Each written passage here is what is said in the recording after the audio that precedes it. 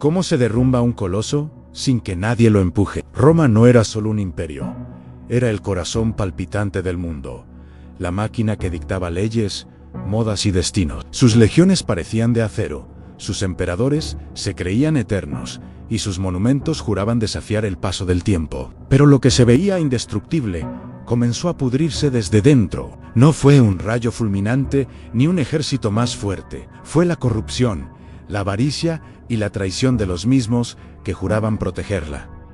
El enemigo no llegó desde afuera, ya estaba sentado en el Senado, ya dormía dentro de sus murallas, y cuando Roma más débil se mostró, aparecieron aquellos a quienes había humillado Anfasígedes, vándalos y el azote más brutal de todos, Atila, el llamado flagelo de Dios. Prepárate, porque hoy vamos a recorrer la caída más oscura de la historia, la del imperio que lo tuvo todo y lo perdió por sí mismo. Pero antes de comenzar, suscríbete al canal para no perderte nuestras próximas aventuras. Y cuéntanos en los comentarios qué otro imperio te gustaría ver caer en el siguiente video. Muy bien, historiadores. Es hora de marchar sobre Roma. Durante siglos, Roma no fue solo una capital, fue el corazón del mundo, el latido del poder absoluto. Sus columnas de mármol reflejaban la gloria de un imperio que se creía eterno. En sus foros resonaban discursos que cambiaban el destino de naciones, y sus legiones cruzaban continentes como si el mundo entero fuera suyo por derecho divino. Roma era invencible, Roma era inmortal. Pero esta no es una historia de gloria, es una historia de caída. Imagina caminar por esas calles adoquinadas, rodeado de templos dedicados a Júpiter, Marte y Venus. Imagina sentir el poder de una civilización que controlaba desde las frías islas de Britania hasta las ardientes arenas de Egipto. En el Coliseo, el rugido del pueblo se alzaba mientras gladiadores derramaban sangre por honor, mientras el Senado debatía con la arrogancia de quienes creen que jamás serán derrotados. Y sin embargo, ese mismo mármol que adornaba los templos pronto sería quebrado. Las estatuas de emperadores antes tratados como semidioses ya serían destruidas en el polvo, y la ciudad que había enseñado al mundo el significado de Imperium se arrodillaría ante los mismos que antes llamaba salvajes, porque Roma no cayó de un día para otro. Su desmoronamiento fue un eco que se arrastró durante generaciones, una herida abierta que jamás cicatrizó. Y en el centro de todo,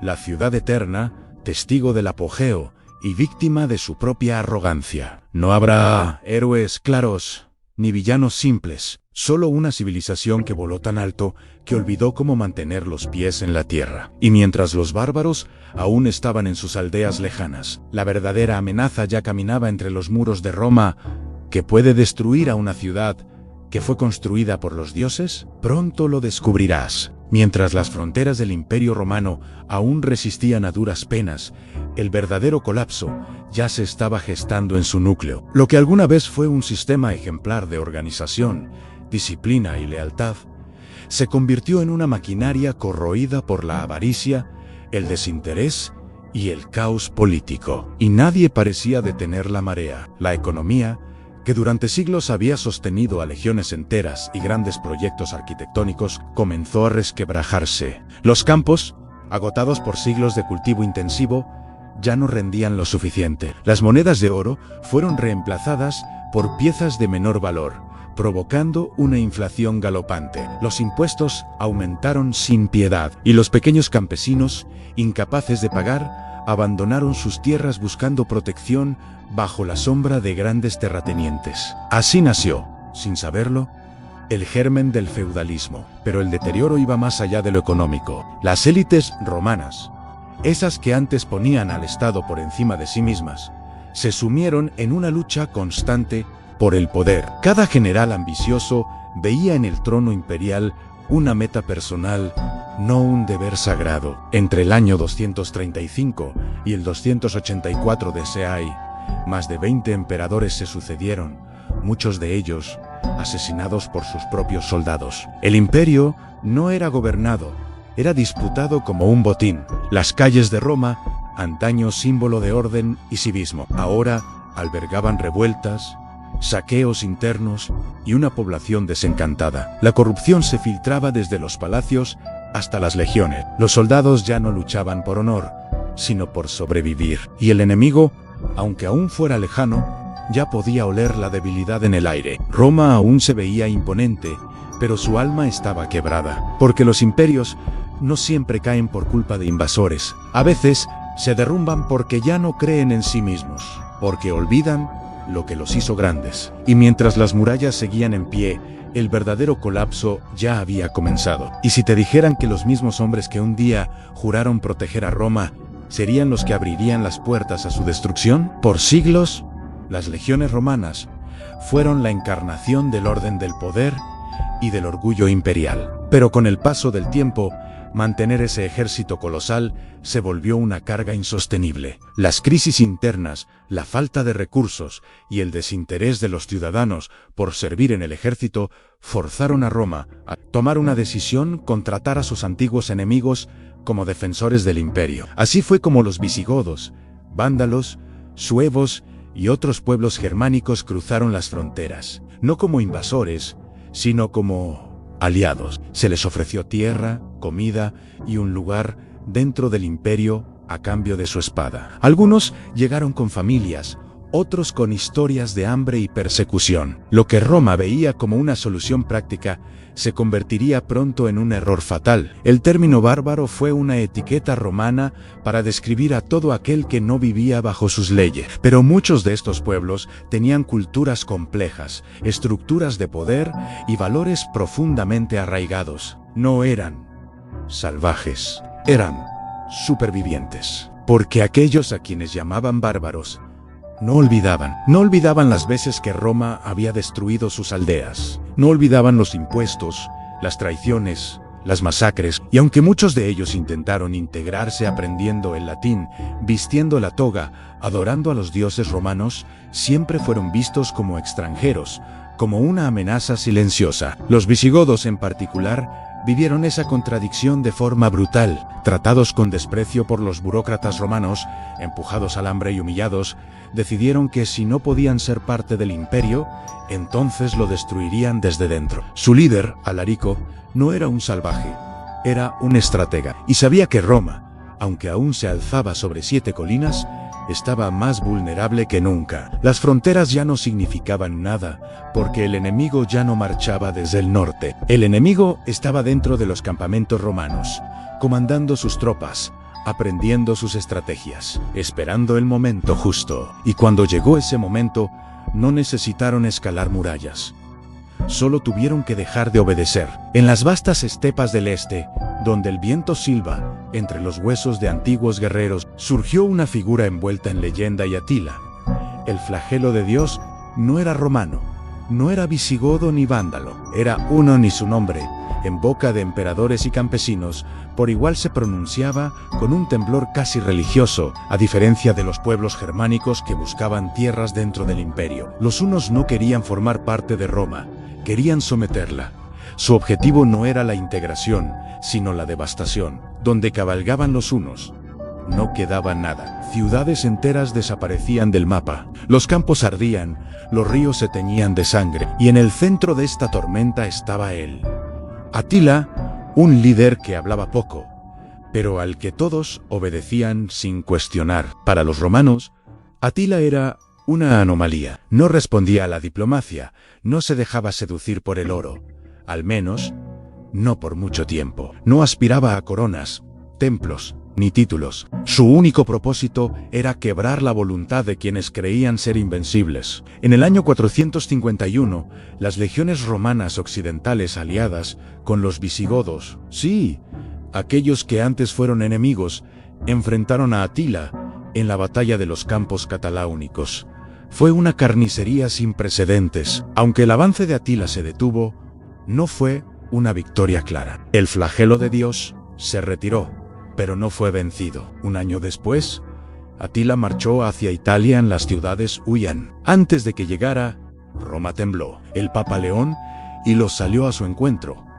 Nadie sabe con certeza qué se dijeron. Lo que sí se sabe es que Atila dio media vuelta. No saqueó Roma, no destruyó el corazón del imperio. Tal vez fue por superstición, tal vez por enfermedad, o tal vez porque ya no hacía falta. Roma ya estaba muriendo por dentro.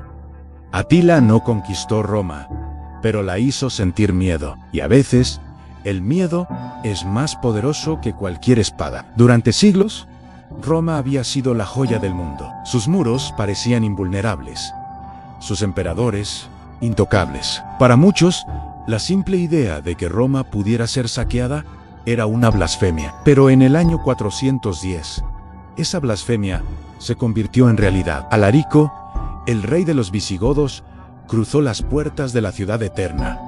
No las rompió, no las quemó, las abrió, porque los propios romanos ya no podían defenderlas. Durante 3 días, Roma fue entregada al caos. Las casas de los nobles fueron saqueadas, los templos profanados, las calles bañadas en terror. El pueblo, acostumbrado a mirar desde lo alto a los llamados bárbaros, ahora les suplicaba por su vida. El imperio que había conquistado medio mundo caía ante sus antiguos aliados. Pero ese no fue el único golpe. Casi medio siglo después, en 455, llegó un nuevo, los vándalos. Esta vez, el saqueo fue más sistemático, más brutal. Cargaron barcos con tesoros, estatuas, reliquias sagradas. El oro de siglos de conquistas desapareció en el horizonte africano. Roma ya no era la capital del mundo. Era una sombra saqueada, herida, humillada. Y sin embargo, la ciudad no desapareció. Sus piedras seguían allí, su historia también, pero su alma se había rendido. En 476, Odoacro, un caudillo de origen germano, depuso al último emperador del Imperio Romano de Occidente, Rómulo Augustulón. No hubo gran batalla, no hubo resistencia heroica, solo un silencio incómodo, como si Roma aceptara finalmente que su tiempo había terminado. El imperio, que había resistido por más de 1000 años, desapareció sin gloria. Roma no cayó con un estruendo, cayó con un suspiro, y el mundo jamás volvió a ser el mismo. Las águilas imperiales ya no ondeaban sobre las murallas. Los estandartes de Roma, símbolo de poder absoluto, yacían en el suelo. Pero el final del Imperio Romano de Occidente no fue el fin de todo. Fue el inicio de algo nuevo, incierto, caótico. En lugar de una única autoridad, Europa se fragmentó en el vacío de poder. Surgieron reinos germánicos donde antes había provincias romanas. Los visigodos fundaron su propio reino en la península ibérica. Los vándalos gobernaron desde el norte de África. Los ostrogodos se asentaron en Italia. El orden imperial fue reemplazado por alianzas inestables, guerras sin fin y una nueva estructura, el feudalismo. Pero Roma no desapareció. Sus caminos, sus leyes, su idioma, todo sobrevivió de alguna manera. En los monasterios, los monjes copiaban textos antiguos para que el conocimiento no se perdiera. En las ciudades, las ruinas servían como cantera y refugio. Las piedras que un día fueron templos se convirtieron en iglesias cristianas. El cristianismo, antes perseguido por los emperadores, se transformó en la columna vertebral del nuevo orden. La iglesia heredó el poder espiritual de Roma y con el tiempo, también el político. El Papa ocupó un lugar que ni siquiera los cónsules habían soñado. Mientras tanto, el Imperio Romano de Oriente, conocido como Imperio Bizantino, resistió durante casi 1000 años más, conservando parte del legado romano. Pero el Occidente, la cuna de Roma, se hundió en lo que los historiadores llamarían más tarde la Edad Media. La caída de Roma no fue solo el derrumbe de una ciudad o de un gobierno, fue un cambio sísmico en la historia humana. Marcó el final de la antigüedad y el inicio de una nueva era. Porque a veces, para que algo nuevo nazca, lo antiguo debe arder hasta los cimientos. Gracias por haber visto hasta aquí. Si te gustó este video y te apasiona este tipo de contenido, suscríbete al canal para no perderte los próximos videos y descubrir más historias fascinantes. Nos vemos en el próximo video.